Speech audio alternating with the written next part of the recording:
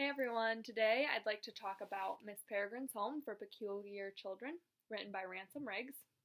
It's a great fantasy intermediate level novel, and it also ties in a little bit of history. So I'd like to start by reading a piece of the prologue, and this is coming from Jacob Portman, our main character.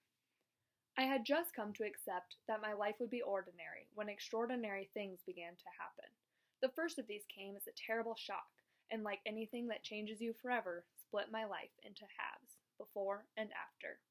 Like many of the extraordinary things to come, it involved my grandfather, Abe Portman. Growing up, Grandpa Portman was the most fascinating person I knew. He had lived in an orphanage, fought wars, crossed oceans by steamship and deserts on horseback, performed in circuses, knew everything about guns and self-defense, and spoke at least 3 languages that weren't English. It all seemed unfathomably exotic to a kid who'd never left Florida, and I begged him to tell me the stories whenever I saw him. He always obliged, telling them like secrets that could be entrusted only to me. So one thing that's really fascinating about this book is each time that his grandfather tells him these stories of the peculiar children and of his peculiar lifestyle, there are photos. So these photos are along in the prologue. It's a few of our characters that later come in the story. And then also, my book came with some photographs, so I'd like to talk about some of our characters.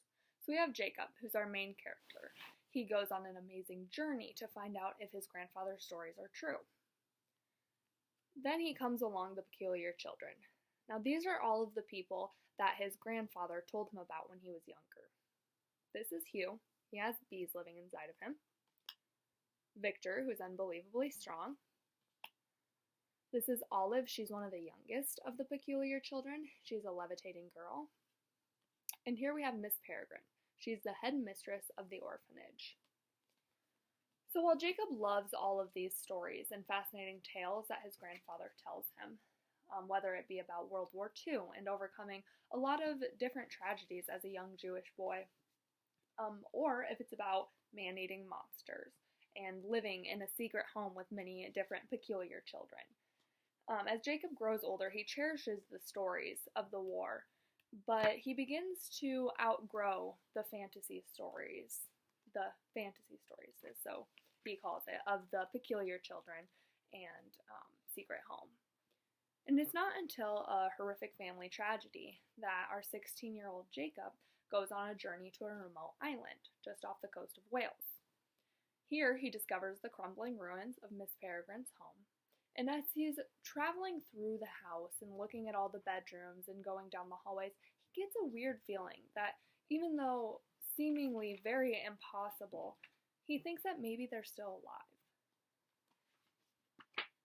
As we go on this journey with Jacob, he finds many answers to his grandfather's stories and his grandfather's last words to him, and also finds his true self.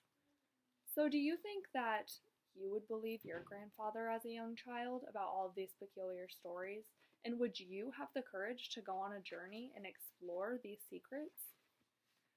Jacob goes on a great journey to find the answers to all of these secrets and find him and his true self.